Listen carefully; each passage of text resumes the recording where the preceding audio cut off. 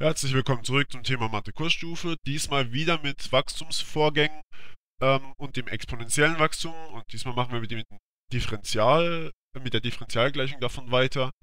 Also nichts anderes wie der Ableitung von unserer Wachstumsfunktion. Und ihr seht, ich habe die letzte Wachstumsfunktion, beziehungsweise die wir beim ersten Beispiel hatten, habe ich genommen, weil die einfach schöner war als das andere. Das war ja nicht anzugucken. Und hier oben habe ich euch gleich mal die Ableitungsfunktion hingeschrieben. Jetzt werdet ihr euch sicher denken, oh mein Gott, wie kommt der da drauf? K mal B von T, hä? Was? Ähm, Es ist eigentlich wirklich kein Stress. Ich zeige euch jetzt einfach mal, wie man das normalerweise ableiten würde und wie man das dann bei rausbekommt. So, ähm, dazu mache ich jetzt den Teil hier nochmal weg und wir leiten einfach mal ganz normal ab. B von 0 lassen wir einfach mal stehen, das ist ja meistens eine feste Zahl hier unten ist es 1000, also unser Anfangsbestand. Und ja, 1000 oder auch einfach b von 0 ist eine Zahl. Bleibt ja immer stehen beim Ableiten, deswegen keine Hektik. Und unser e hoch kt bleibt ja auch immer stehen. Das heißt, wir haben hier gleich mal erstmal die Funktion übertragen. Und jetzt müssen wir hier e hoch 5 mal t oder 5x wäre jetzt abgeleitet. Einfach die Ableitung von da oben vorne dran zu schreiben. K mal T abgeleitet nach T ist einfach nur K mal. So, und das war's auch schon. Das ist die ganze Ableitung, das ganze Hexenwerk. Und jetzt können wir die Funktion ja mal miteinander vergleichen. Hier B' von T, B von T. Dieser Teil hier ist exakt derselbe wie der hier. Und das Ganze hier nennt sich auch B von T. Das ist ja einfach unsere Betragsfunktion. Oder unsere Bestandsfunktion, je nachdem, wie man es lieber hat. Und deswegen können wir das einfach ersetzen mit B von T. Und hier sind wir schon.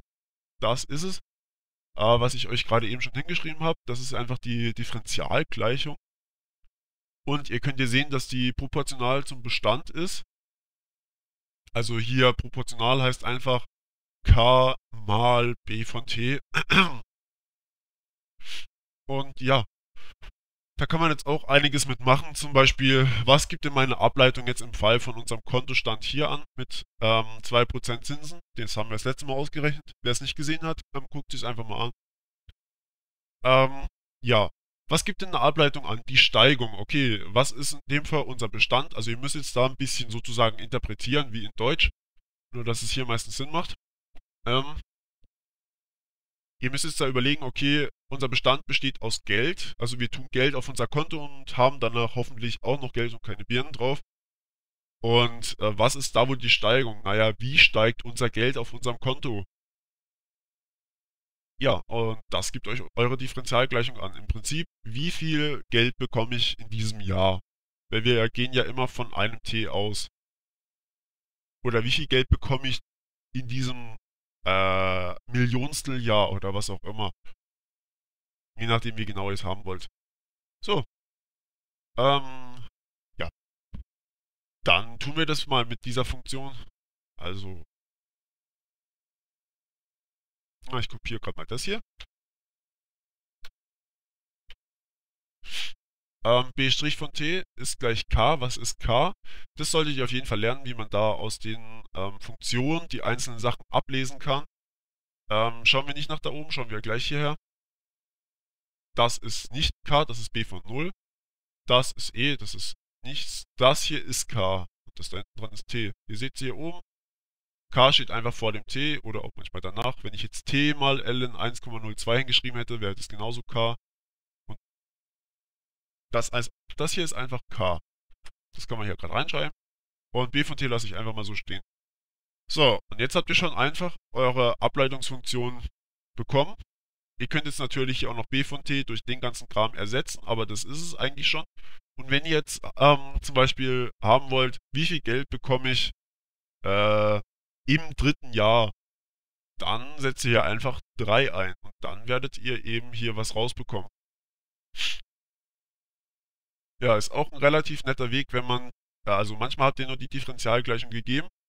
Was ist denn das hier? Gibt es nicht weg. Manchmal habt ihr nur die Differentialgleichung gegeben und könnt damit eigentlich so nichts anfangen, weil ihr hier nur K habt und hier habt ihr ja nur das. Aber dann könnt ihr eben K schon benutzen, dann braucht ihr das hier nur noch einsetzen, dann habt ihr nur noch b von 0, wo ihr ausrechnen müsst. Das ist eigentlich auch ganz nett, weil b von 0 dann meistens auch noch angegeben ist. Das heißt, ihr müsst, wenn ihr dann b' von t habt, nur K da hochpacken und b von 0 da reinpacken, dann habt ihr schon eure Bestandsfunktion. Also ihr seht, so kompliziert ist es gar nicht. Ja, war auch ein sehr kurzes Video, aber ich hoffe, ihr habt es trotzdem verstanden. Muss halt gesagt werden. Ja, und falls ihr Fragen dazu habt, ja, meldet euch oder schreibt es in die Kommentare oder wie auch immer. Bis zum nächsten Mal.